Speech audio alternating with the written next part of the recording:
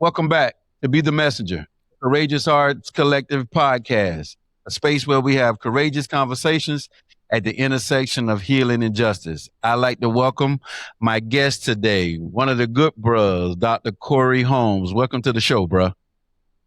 Thank you, Dr. Stark. Good to be with you, team.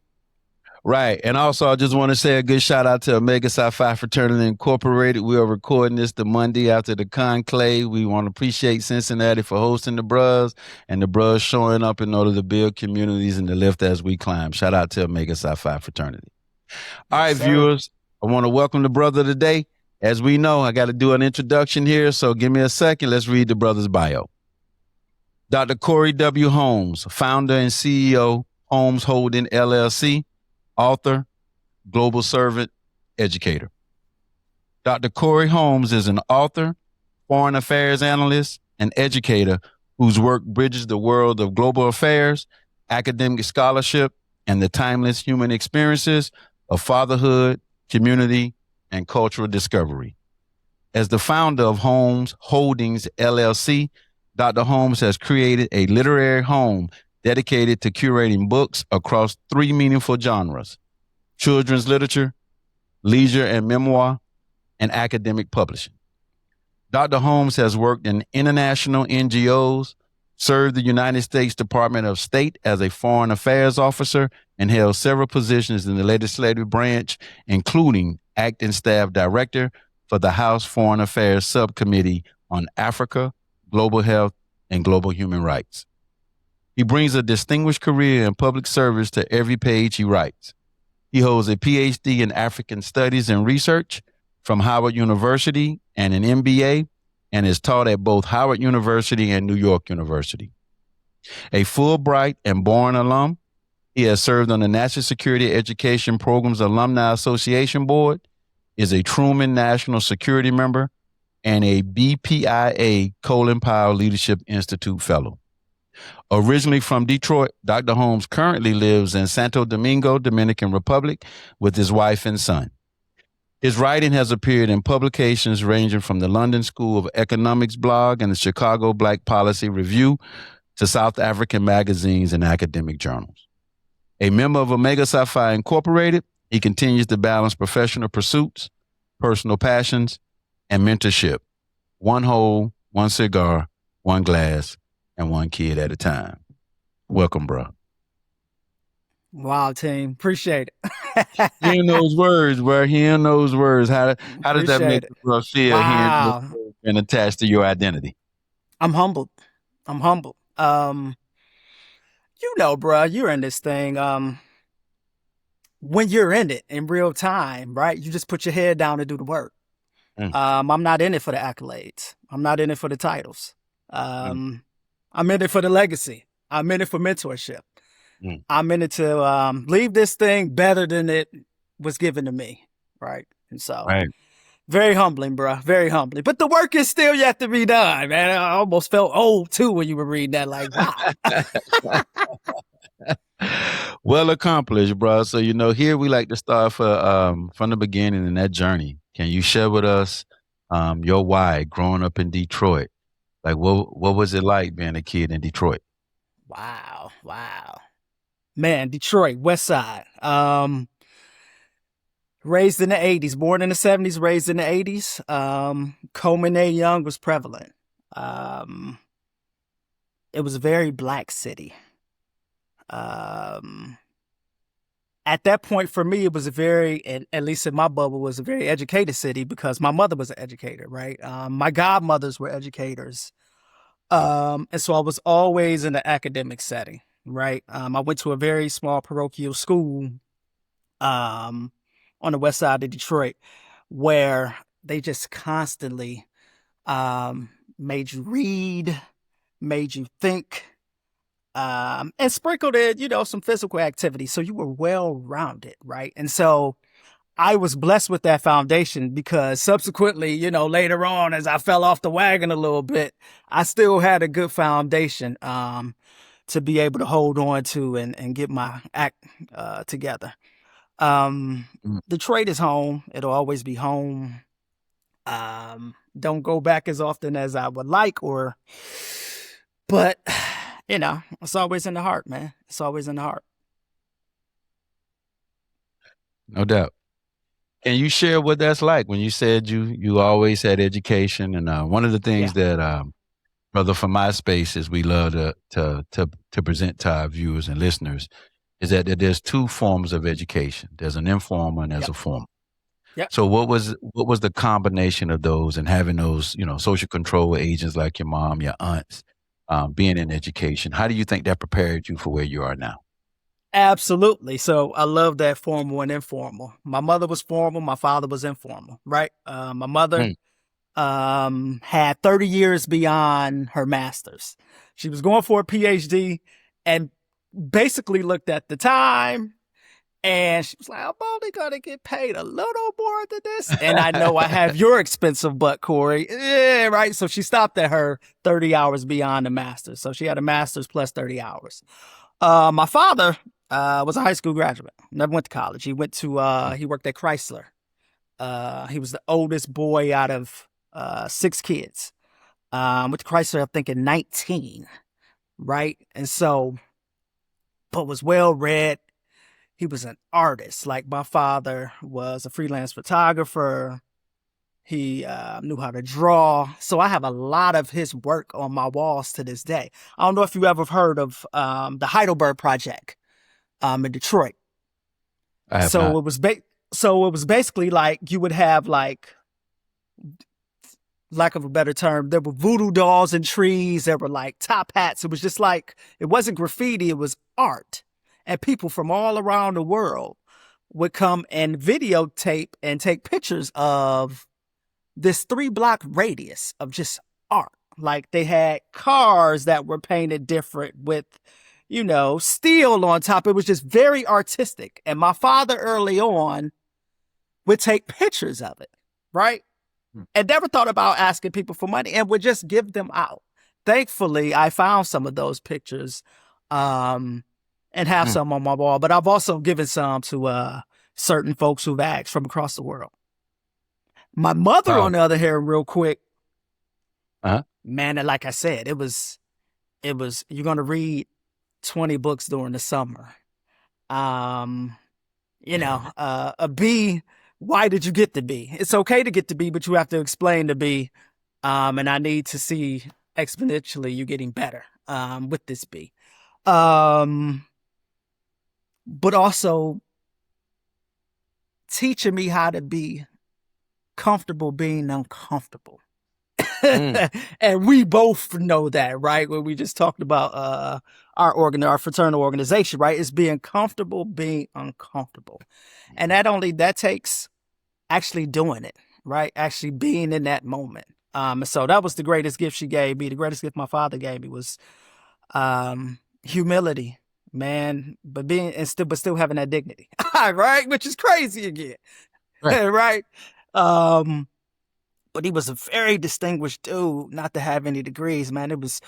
But that's just the stuff I grew up around, right? Like he never wore jeans until like the 90s. He used to take me to baseball practice in suits, right? Because at Chrysler, he wasn't able to wear that stuff. And then you fast forward, that's all Mm. I've ever known going to work was a suit, right? Mm. So I remember going to Howard, my first day of class, where a lot of my peers were either coming out of their masters or, in between gigs. I'm coming in suited and booted, and they're like, "Hey, okay, Corey, we see you, but get comfortable, right? Loosen the tie, all right?" And so eventually I did, but hey, that's where I was coming from. Wow, brother. Shout out to your village. I Indeed, love indeed, that indeed, intersection of both of those types of education, right? indeed. And this Gotta have it. platform is about removing those titles too, right? Like, we want to acknowledge those titles, those former titles, but Right. leadership and messengers comes in so many different forms, especially from Absolutely, our community. So shout absolutely, out to your parents and your village, brother. absolutely. O- Yes, sir. Okay. We in Detroit. We got these two forms of education that's a part of our identity. When you step on campus, what was that college experience like? And share with us Wow, what it was wow, like in wow. undergrad for Yes, you, bro. sir. So again, I prefaced this. Remember, I said, so when I fell off the wagon a little bit. So I'll tell you a quick Okay. story. I'm 17. And the female bug hit me, right? And Uh, so I'm just wild, man. At this point, I'm wild. And so my mother and father weren't together at this point. So, she basically said you have to go live with your father. And mm, so, man, when I tell you I shaped up so quickly, I got back on the dean's list so fast because every day my father in the morning would say, "Get up," because they had to probably be at work 6:30, 6:45. So he was up at 5:30.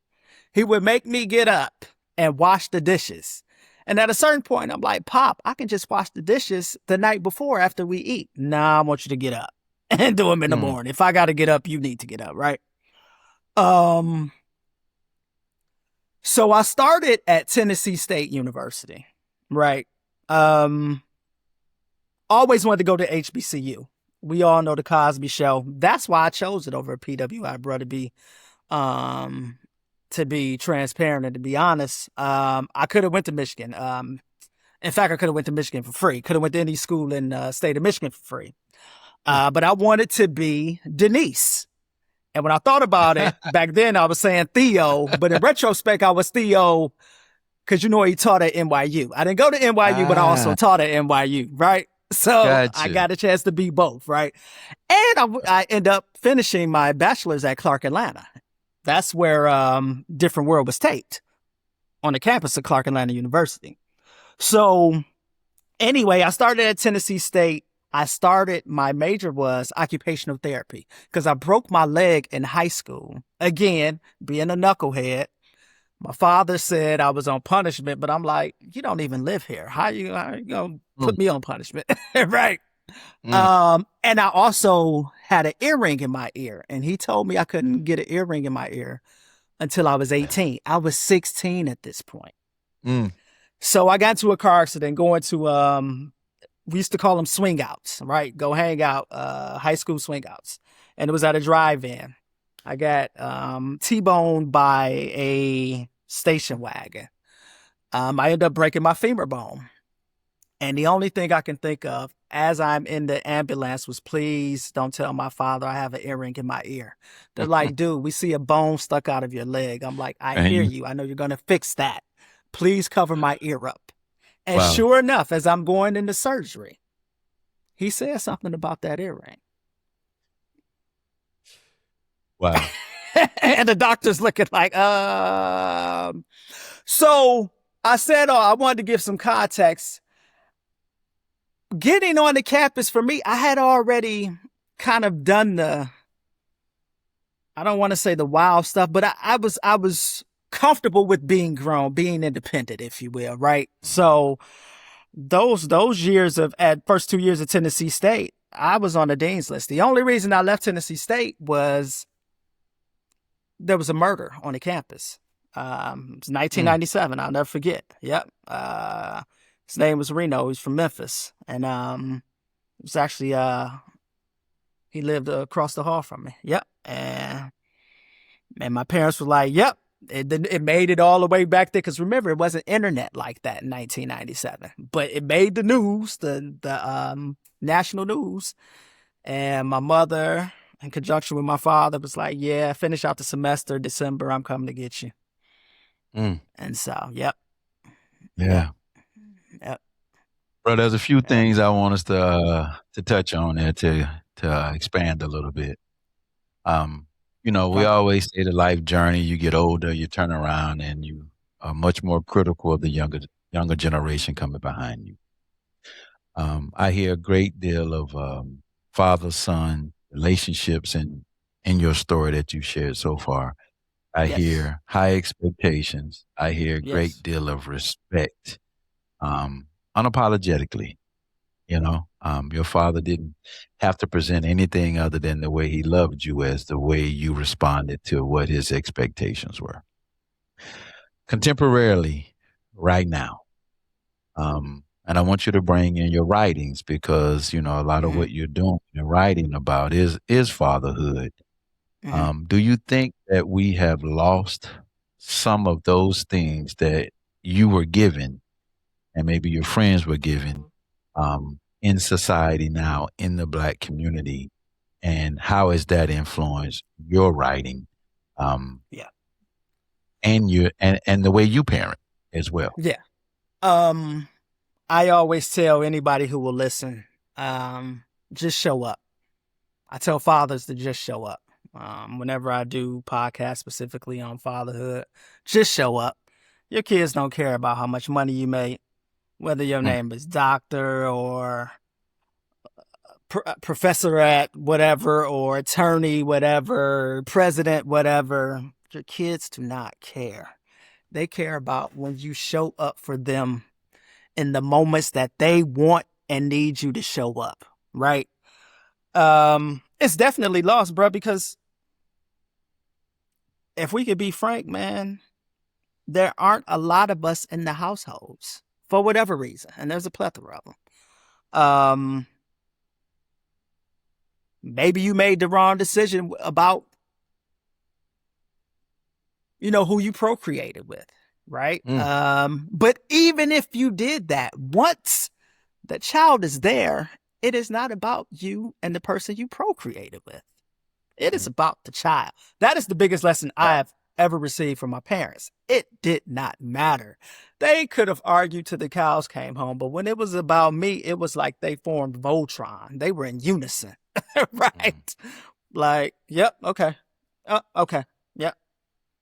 Whether they liked it in their minds or not, they kept it to themselves and they went along with the program, mm, right? And we don't have enough of that. I think a lot of times too, man, either we want to live vicariously through our children, or some of the things that we weren't able to accomplish, we want to impede on our children, and we put extra pressure on them. So even when we are there, it's not truly for them, right? It's trying to live vicariously through them, and that doesn't work, right? And I learned that early with my own son. There are certain things I had in my mind. Oh, he's going to be this, this, this, this, this, this. Now, notice I didn't say principles. The principles are non-negotiable. But, some of the avenues that he might want to go down, that is his decision. My mm, job is to present him with a variety of things that he could potentially do and the skills that will help him do those things. And then the road that he chooses, it's for me to support that mm. particular role, right? But to do that, you have to know your child. And to know your child, what? You got to have those 10,000 hours, bruh. Plus, you have to be available. You have to be available. And as you know, too many of us aren't. Too many women are. And they're getting frustrated. And make no mistake, the greatest mothers in the world, and I had one of them. You can't raise a son, and Mm. particularly not a black son, and particularly not a black son in America. You just can't. So I implore us, as black fathers, as black men, whatever you like to do, if it's, above board, take your son, take your kids, Yeah. they only want to do what we want to do anyway. They want to be like us. Right. So, Yeah. How do you think that's influenced your writing and the way you approach yeah, mentorship yeah. as well? Um, so the first book, um, it was definitely an ode to my son, but it was also an ode to friendship. Um, and really just to get my thoughts out about how I was feeling in the world at that particular time. And to really dig deep internally to see what I really loved and how I was going to move forward. Mm, And then secondarily, my work is for young people without a voice, bottom line, right? So I was talking to a young lady who's from South Africa last week, and she's currently getting her PhD in South Africa right now. And I want to collaborate with her, right? Even though I have 10,000 hours specifically on South Africa, right? Whether it's writing, whether it's living there, whether it's talking to people, whether it's being on the ground, I for sure have 10,000 hours. I want the message to resonate where it needs to resonate, right? I can find outlets in the States. I've always wanted that particular work to go to SA first, to go to South Africa first, the continent as a whole second, and then trickle into the rest of the globe, right? And I want young people to see that, hey, you don't have to be one thing. You're not a monolith, right? Like, yeah, I can speak with the best of them. I can write with the best of them. But I also love to play golf. I love to smoke cigars, right? I want them to be their authentic selves. As long as they have humility, as long as they want to leave whatever space they in better than they found it, I'm good with that. And that's what hopefully my work does, right? I've been mentoring since before I knew what mentoring was. And that was only because I didn't have it. So I know you'll probably expound on that, so I would leave that there. Yeah, definitely, definitely. Real quick, I believe you quoted, you've spoken of 10,000 hours a number of times. And can you tell the viewers and the listeners, why that's so dear to your heart, and tell us what 10,000 hours means? Yeah. So 10,000 hours is basically to become great at anything. You need to work on it a minimum 10,000 hours. And it's another thing that we talked about of being comfortable. You find that after 10,000 hours, you can just run stuff off comfortably. It's almost like when I started doing podcasts, I was very nervous, even though I was an assistant minister and I had, a prof. I had talked in front of audiences, but it's something different about trying to engage a screen, right? Knowing that you're trying to hold an audience that you don't even know yet, right? And so what I found is, one, you have to be your authentic self, right? It's not going to reach everybody, right? It'll reach who it'll reach. But getting those proverbial man hours, if you will, it'll help you be comfortable in whatever aspect you're working, whether that's academic, whether that's business, whether that's government and politics, sports, media, entertainment, what have you. It's working on your craft. Nice. Getting up shots. You always hear Kobe, right? Getting up shots, 10,000 shots, right? 10,000 shots. So it's muscle memory. Nice. It's muscle memory. I was about to go there. Speaking from a person who never wrote a speech, standing in front of an audience as a keynote, and everybody around me, when I first turned this camera on, it was like, I can remember folks laughing at me in the first recording, like, who is that? Who is that person that authentically can roll off thoughts and ideas and perspectives without even thinking twice? So it is a difference, and it is a journey, right? It is that muscle memory, and we talk about that, right? Anything in life, like, you got to go do it every day. You got to show up early. You got to stay late. It's repetition, which builds your confidence, and actually it builds the ability to be great. And the more you do it, then the better you become at it. And which is a little different, for some. Yeah, which is a little different for contemporarily right now. The approach is a lot of immediate gratification. Absolutely. And we've introduced ourselves to shortcuts, which is a concern for me too. I'm pretty sure for you about humanity overall. That we can cut out the journey to get to the destination.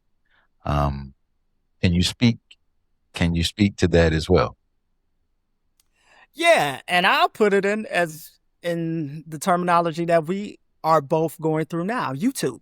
So when you hear folks like Casanat and DDG and what's the guy who's always in the controversy? The big fella. Drewski. Yeah. All you see is them with the $1 million, $1 million too, but the tens of millions of subscribers and 4 or 5 brand deals. but most of those guys have been on these platforms for years, right? They did their 10,000 hours plus, right? And so, a lot of people think that, you're just seeing them now and oh, it's overnight success. Oh, no, they put in the work. I've heard them talk about, traditional Hollywood or traditional entertainment didn't love them because they thought they were just, overnight sensations. Mm. And now they see that now that they're the new wave, it's like, no, they actually put in the work because now old Hollywood is trying to get into this digital space because this is where everything is. And now Right. they're seeing the time that you have to put in. It's Yeah. like you said, it's a process. You have to put in the work. You just don't turn on the camera, right? It's Yeah. different. It's a different audience, right? It's different variables. So, um, And I think yeah, oh, go ahead. if I can add to that, I think that's one of the things historically we got from the ancestors too, right? Like you said, your father got up every day. It had to be Yeah, to work at six yeah, thirty. yeah, yeah. Just putting in that work, and I don't think anyone, like took that scheduling, that commitment, and expanding it on a macro level as a foundation to where you approach being great.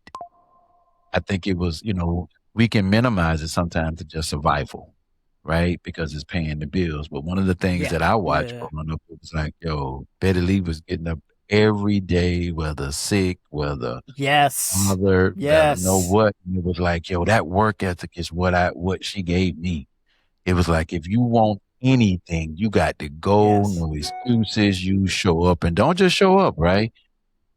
You show up and Yeah, you show out got and you be great because you absolutely you take have to be pride great. at what you do. Right. And then that becomes a level and a standard that you set for yourself and as an example for others that are watching you simultaneously. So, yeah, just want to add that piece. Absolutely. Real quick, Dr. Stark. So, bruh, I think my mother put herself in the early grade. So my mother died at 55, man. And it's, in my Mm. opinion, exactly because of the things you just alluded to. She didn't get sick. And I mean, she Right. was sick all the time, but she didn't get sick. She never missed Mm. work. She eventually died of cancer and was going up to the University of Michigan, coming back to teach, right? I never knew about, how sick she actually was until she was about to pass, right? Like, and I was like, hold on, I just saw you. What you mean you're in the hospital? And then, because I was in school then, I was still in undergrad, senior year. I was like, well, I just saw you Thanksgiving. I just saw what you mean you need to get home. You get that call, you need to get home. I'm like, and, you know, and even on her deathbed, bro, and this is, like you said, with our community, we were having a conversation and she couldn't pinpoint my name. And when she realized it, she started crying like a baby. And I'm like, Mommy, it's okay. It's okay. It's okay.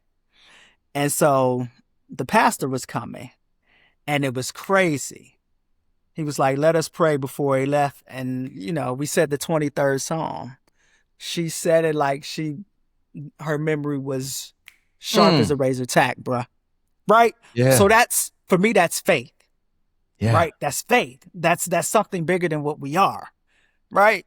And I take that with me, man. It was a crazy time, bro. It was a crazy time. I mean, again, but I take both of them with me wherever I go. I take the lessons that they taught me, Yes, sir. um, and just try to be the best person I can be. They were selfless. Mm. I'm not as selfless as they are. I have to be honest. I'm not. Right. I'm not.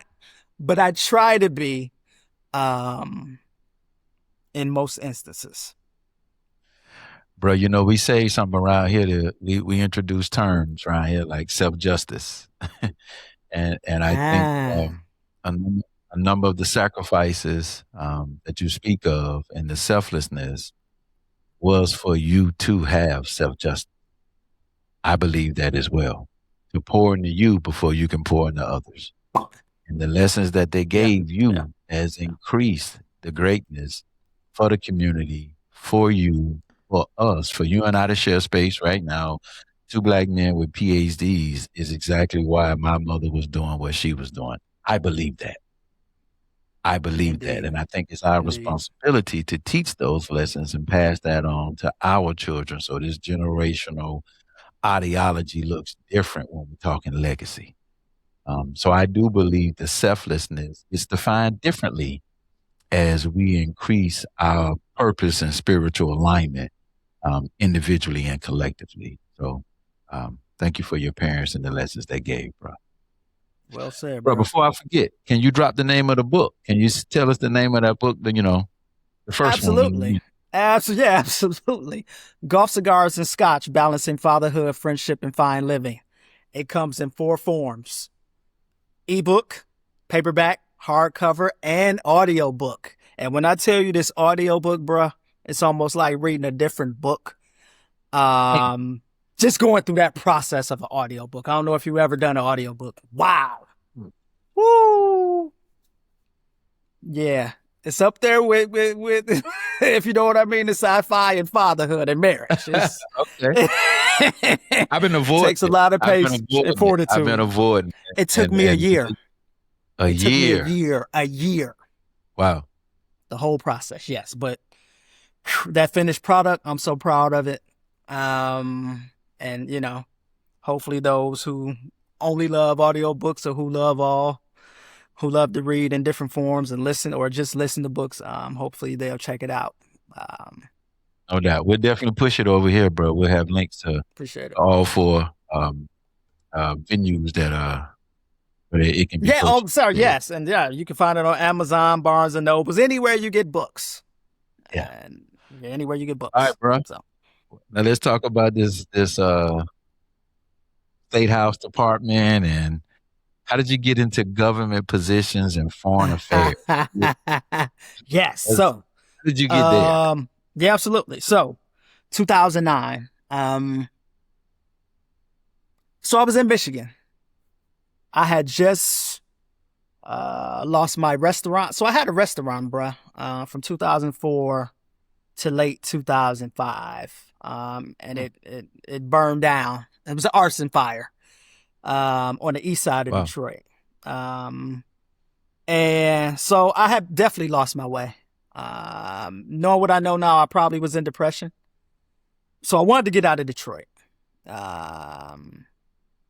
So I kind of got back into academics and, started reading and writing again. And then I found this program. So I became a part of the Black MBAs, the Detroit chapter. So National Association of Black MBAs in Detroit. And just talking to people there, right? Just basically trying to lift my spirits. And like you said, man, being around having that village when you really need it, having that community when you really need it, right? It actually propelled me. And so thinking outside the box, right? I'm like, you know what? I want to work overseas, right? I want to work overseas. So found this program.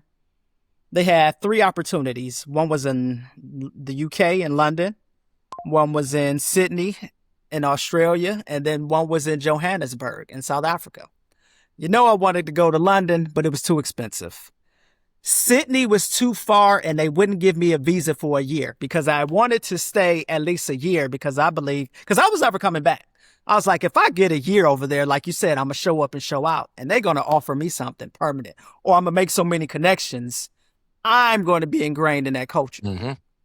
So, Johannesburg. Right. But the connection with Johannesburg was I was into ANC politics, so the African National Congress politics.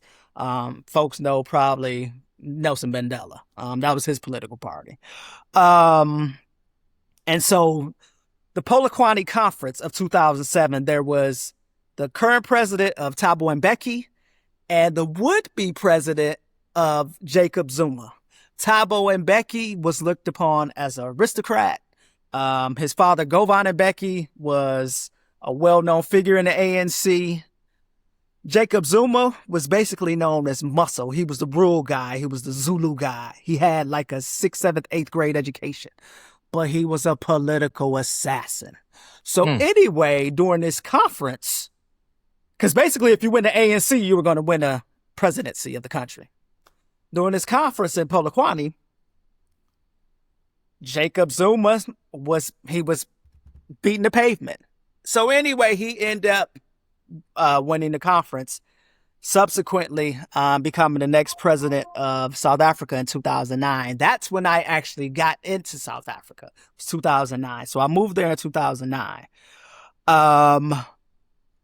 It was the best experience of my life. And I tell that story because it propelled everything else that came after, right? I wouldn't have made it to the Department of State without that experience, without that knowledge, right? I went on trade missions. I was the only American. Obviously, I was working for the South African Chamber of Commerce, but it's only American at went on a chamber delegation with Jacob Zuma. It was his first trade delegation to India. I became a Thabo Mbeki African Leadership Fellow. I got to meet President Mbeki. I spoke at one of the classrooms during my while I was at Howard getting my PhD. So I was kind of on my research. It wasn't really research because I was on a Fulbright, but got a chance to speak with other people, my cohort, right? Just to make sure, because I didn't want the research to be coming from an all Western lens. Obviously, it was going to have some Western lens because I'm from Western society. But it was well received. Some of it was challenged. And I took it with a grain of salt. I was humble and I changed what I thought needed to be changed. And I fought back on stuff that I was like, no, you're not seeing this context. And so we would go back and forth. And then sometimes finally we just agreed to disagree. Mm-hmm. And so because I never wanted to be in politics until I got to South Africa. Mm-hmm. And so after that, I was like, oh, no, I actually want to work for my government. And after, and those who know, it's an arduous task of getting in, specifically with the Department of State. They run all kind of checks, and particularly if you've ever traveled abroad, which I had extensively, they want to know people, names, and places. Mm-hmm. And so that first clearance took about 14 months. So much so I was like, oh, they're never going to choose me. And then poof, one day I got a call. And so packed up everything, sold the house that I lived in, my mother's house, sold it and moved to DC, man. And said, I'm never going back. I'm going to make it work. And that first job that I had, it wasn't because I wanted to work obviously on Africa issues, had to work my way up. So what I did was on my off time, I went to the African Bureau, which we call AF. And I would go to just cold emailing and just going to offices because I was in the building. So, and that's what I tell my mentees now. Look, there's a line of, there's a need for certain aggression. Right, when it's needed, particularly in politics in Washington D.C. Right, I'll never forget the chief of staff of Senator Carl Levin. At that point, I was there trying to be cordial, and she was like, "Oh, you must be new to Washington. Get in where you fit in. Don't be rude, but get in where you fit in. Let people know you have something to say, right? Because if not, you fall by the wayside. And so never having a formal mentor is why I am so passionate about mentoring, but I can't lie and say I haven't had so many relevant conversations with folks and, ran things by people that I respected. and definitely respected their opinion. And so there's seasons for everything, right? And that's what I've learned probably in the last 5 years, that mentors and mentees, some can be seasonal, some are for a lifetime, some are just, for specific topics. Some are Yes. just to, kind of run things by in the moment in real time. So you live and you learn. Yeah. Thank you, bro. It's a mouthful. There's plenty there, right? Oh no, that's wonderful. A number of things come to mind when you were talking. Though I heard Detroit, Tennessee, ATL, South Africa. Yeah. What can you share with us about lessons learned about humanity cross culturally? You've been in so many different cultures, like having these global experiences. What have been some of the biggest lessons that you've learned about humans? Right. Wow. At a 30,000-foot level, we are all the same, meaning we all just want to provide for our children and be happy. Mm-hmm. Specifically for me, I've learned to be patient. Bro, I was not a patient. I mean, I'm talking late in my 30s. Like, I didn't get married till I was 40. Wow. I'm sorry, 39. Yeah, 39. I got married when I was 39. So I didn't have a lot of patience, right? Because it was all about me, right? Like, I was living in countries and just doing whatever I wanted because I didn't have any proverbial responsibility. South Africa taught me that it wasn't all about chasing the dollar either, right? So again, like I told you briefly, I started out as an entrepreneur. I started out being in business, right? So, and in business, what do business people want to do? Make money, Yeah. return on investments, right? Being the black, and just being around, South Africans on a day-to-day basis who were happy, like generally happy, and not having much money, man. It was, especially in 2009, it was jaw dropping. Specifically being in the places that I had been where, you were constantly in that rat race of, oh, I got to make the next dollar. Oh, in Detroit, it's all about cars, right? You got to have the Mm-hmm. newest and latest car. I mean, we're Motor City.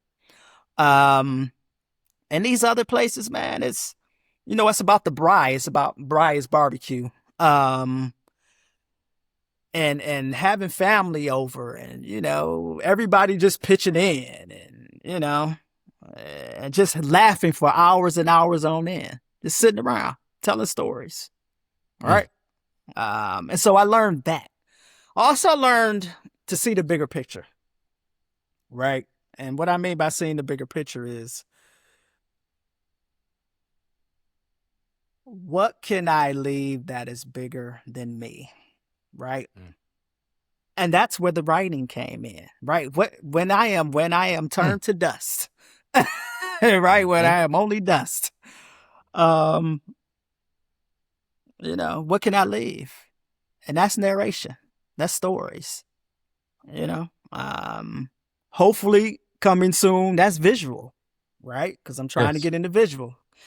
Yeah. Not trying. I will get into visual. Having too You many here, bro? conversations, You not to. you here right Absolutely. now in this conversation. We're Absolutely. gonna leave this, Absolutely. brother.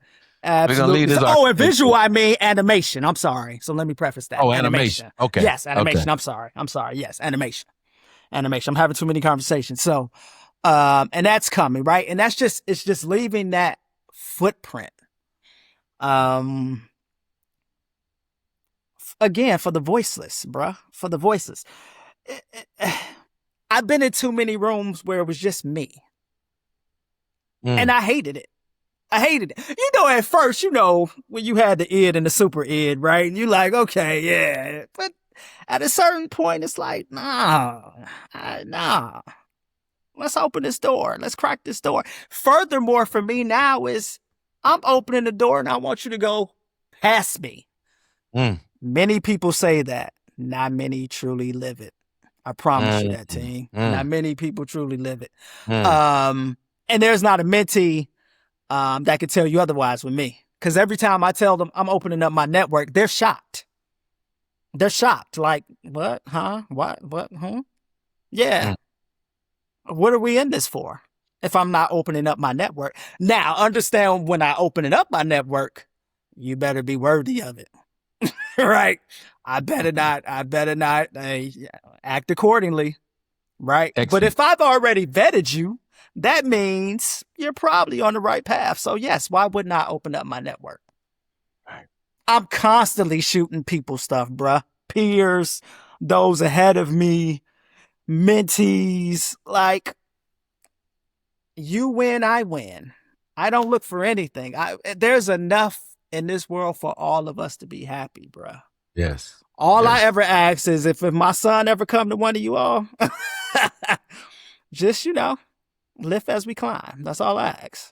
That's it. Yeah, we talked about paying it forward before we got online, That's right? it. We're That's it. gonna do it. Absolutely.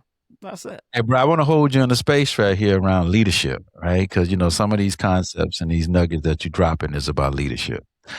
When you say you were in the room by yourself and it's something that you wanted to help change, I hear leadership. What was the challenge like in those spaces to be compliant versus being in alignment? Yes, sir. Ooh wee, brother. Again, so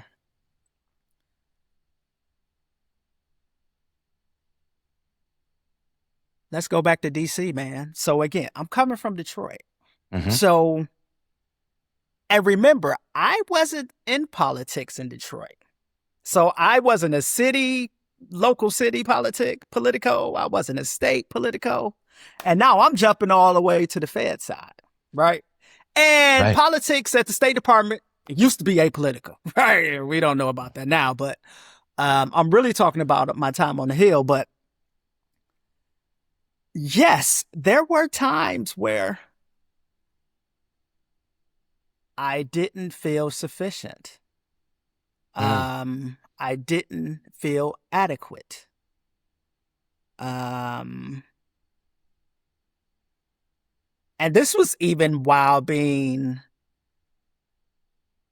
I wouldn't say acting staff director, because at that point, you just had to get in and go do the work, right? Like, so I didn't have time to, have those crazy thoughts of, if I was capable or not.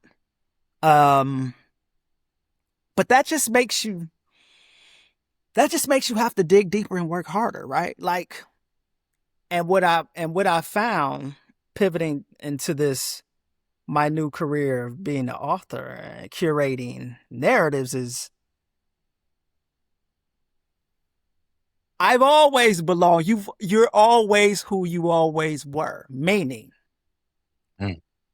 your spirit and your essence and your foundation, you always were who you always are, right? I've always been a person who was well read. I've always been a person who liked to study. I've always been a person who was an extrovert and always wanted to bring people in and always wanted to give back and always wanted to make people feel comfortable, right? But also, I always was one who I didn't take bullying. I didn't suffer for bullying at all, right? So I always say that I'm unassuming until I'm not, meaning I could be a fly on the wall because I observe first, right? I listen first. I always listen before I speak. I always think before I speak. But once I do, as you can see, I have a lot to say. Leadership, man, I like to lead by example. But as I get older and, as I have my son, I find myself having to use words more. And it's crazy when you have a 5-year-old who's so intuitive, right? And wants to learn about everything and thinks you know everything. And you're like, so I'm truthful with my son. Like, Evan, I don't know, but let's find out, right? It's never, I don't know and, go about your way. No, let's find out. Or even if I do know, let's look it up, right? Let's Google it, or let's look at it at a book, or let's try to figure this thing out, right? And so that's leadership. Another form of leadership for me is being able to be a follower, Mm. right? It's sometimes, hey, you don't need to always be in the front, be in the forefront. The loudest one in the room is not always the best one in the room. The best one in the room usually knows when to speak and how to speak to really convey an optimal message, right? And so, yes, I continuously try to hone all of those skills, right? And then there are times where you just have to be authoritative. I'm that too, right? As you know, being a business owner, hey, look, this is just what it is sometimes. I cut the checks, hey. But we always have respectable conversations because I always tell my small team, I can't do this without you. So I make sure weekly, I'm giving out compliments, right? Mhm. Where I can't, give out different bonuses or, pay raises, I try to give out compliments and say, hey, or, try to get them more work, right? And so that's leadership as well, um, in my opinion. I hear plenty of discernment in that, and in your words, and simplistically, is it sounds like how and when have been very valuable to you in your journey. How to present, how to think about, and when to share, and when not to share. That part, As yes, you as you've been on in this journey and working for um, State Department and political ideologies that you've been positioned with, and we're here now, and your position, you no longer have the same position with the government. What happened? correct. In a nutshell, I was riffed. So basically, I was let go. Uh, Mm. and we knew it was coming, so we knew it would go either way. Um, those of us in my department. But for me, and I think because I wasn't in Washington, D.C., and look, I'll be the first to tell you, I was upset. I was mad at the world. Mm. So I'm like, all this work I put in, Mm. I had two portfolios, two other agencies in my portfolio. Like, you kind of start thinking that you're irreplaceable. Mm. Um, Mm. and you're always replaceable, right? I look, I have this conversation in my household. I'm like, look, I never want to be in that position again, right? So, and I'm gonna just speak for me. And so what that taught me was, all right, after I licked my wounds, bro, it was like, okay, what's next? What can you do? And again, I can write. I've been writing since I was 8, like essays. Um, wrote a few articles in college for the local newspaper.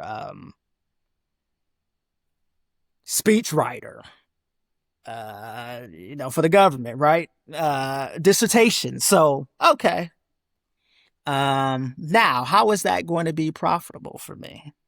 Yeah. Right? Yeah. Me being my authentic self, right? So combining my whole being, right? I'm not just Corey from the State Department or House Foreign Affairs Committee. I'm not just Corey who loves to play golf and has gone everywhere a cigar has been made. I am not just Corey, the father. I am all of it. These are all of my human experiences. And so now I nexus them. I intertwine them. I interrelate them. And my wife hates me saying this, bro, but it's the happiest I've been in my adult Mm. life. Mm. Why is I that, mean, bruh? Why is that? When you take money out of the equation, everybody, so there's the saying of, find something you love and you don't have to be paid. Yes, that is true. Um, but when you start having children and spouses, that could bring tension into the household. Mm, But you also find when you're really passionate about it, you won't accept no, right? I love mm, to write, right? I'll write for free, right? So it's crazy how I'll give you an example. So we were talking about the young lady from South Africa. And I told you mhm. she's not a PhD. So understand over there, and she knows some of my writings, right? And she definitely knows some of the people I know, and they speak highly of me. So she's like, you want to collaborate with me? Yes. Yes. If not you, then who? Yes, you, right? I want to collaborate with everybody. Uh I had a young, he was a mentee, and now he's basically become a peer. He just graduated from University of Chicago, and he was the editor of Chicago Black Policy Review. And he left me a text message today, and and he said basically, you don't know how much your mentorship and friendship mean to me, and I just wanted to tell you, right? I'm Yeah. like, wow, right? That just hit me. Saw it at 6 o'clock in the morning. That just hit me like, wow. Um, and so this is why I write. This is why I have these conversations. So to make these connections, right? Yeah. Yes, yes. On certain days, do I miss that lovely check? And it was a lovely check. But it's only when my wife is beating down my. But you know what I said? That's why I married you, though, because you have a great income too. So let me live. I'll get it back, but I'm going to get it back my way now. Right. And I love the process, bro. We know process. I love this process. I love talking to people and then saying, "Hey, let's collaborate." I'll start the first draft. Hmm. They're like, "What? You got it back to me so quickly?" Well, one, I kind of had these thoughts already in my head. But two is to let you know how serious I am. And then I know we might go back and forth or not, right? But I just love to write. I love to talk and have these conversations about, fatherhood and our community and, us being outside the proverbial box and what we can be and what we should be. But the time, truthfully, I think you said it offline, it's the call to action. And the call to action for me is to be one of the front facers, right? To be front facing with it. And that's to continuously put out this work and then to talk about this work and to put out some more work and to talk about this work and then find others, right, Hmm. to bring into the tent. Yeah. And so that's next. Thank you, brother. This is I don't want my listeners, my viewers to miss this powerful nugget that's being shared here of entrepreneurship, internal peace, freedom, wealth. Because bro, like traditionally, when you say State Department and I'm sharing these conversations and foreign policy and being next to some of the names that you shared Yeah. today, I mean it's some kids' dreams, right? It is some kids' dreams and it's Yeah. what we share. I'm thinking, be a police officer, be a lawyer when you grow up, like you talked about those titles. And here you have global experiences. And about 7 minutes ago, you looked in the camera and says, "Dog, I'm the happiest I've ever been." And Absolutely. having having that spiritual alignment with you and not being divided that I go to work and I need to be this person. Because what you said, bro, I really want to hone in on those are tools in the toolbox. It's something that I speak on. I used to teach my students. It's like, no, I am all of those people. Those are not separate Yep. identities.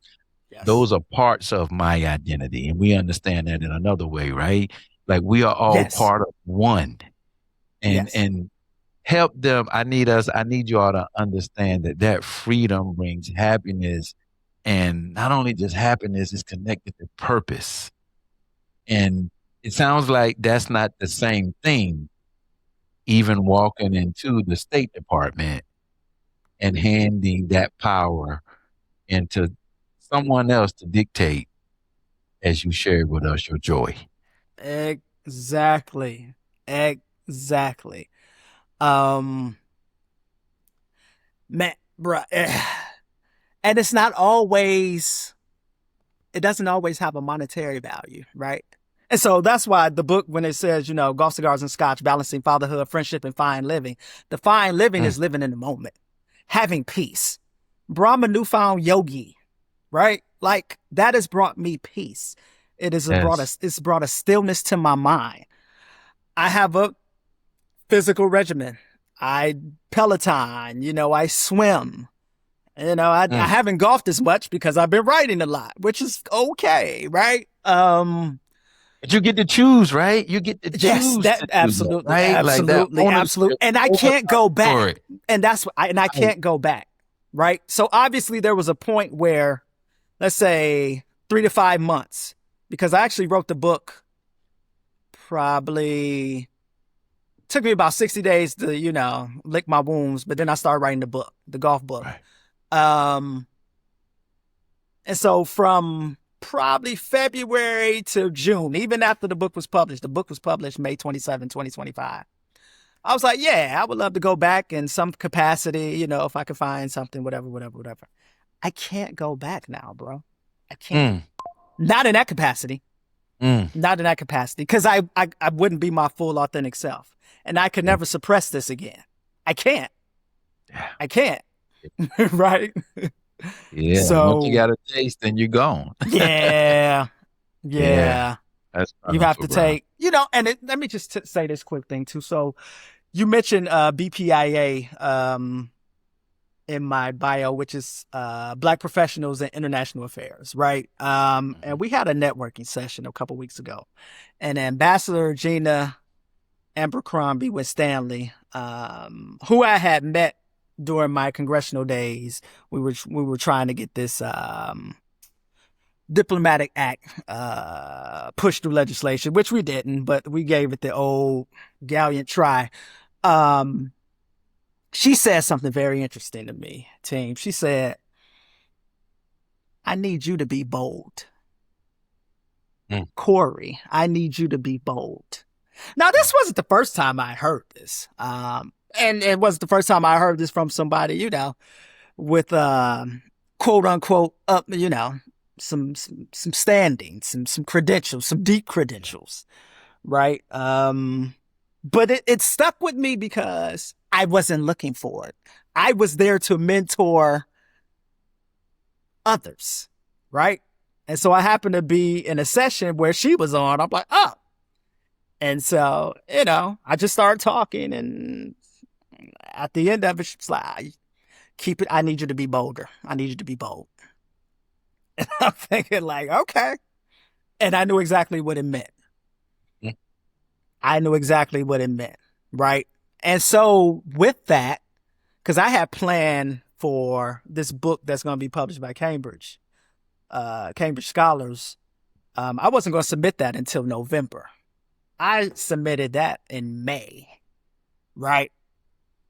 So again, she's not a formal mentor. She's more on the informal side, right? mhm, mhm. But it's somebody I respect. Yeah. And, I took it and ran with it. Nice, bro. We talk about alignment. We talking about internal peace, right? Self Mm, justice.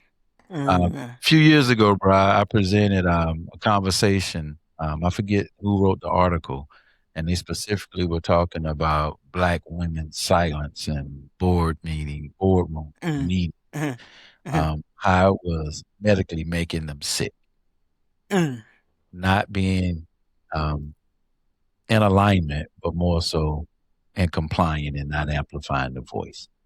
Yeah. But that's why I created this right here, right now, is that Yeah. We need to, and my mission is to share you with the world.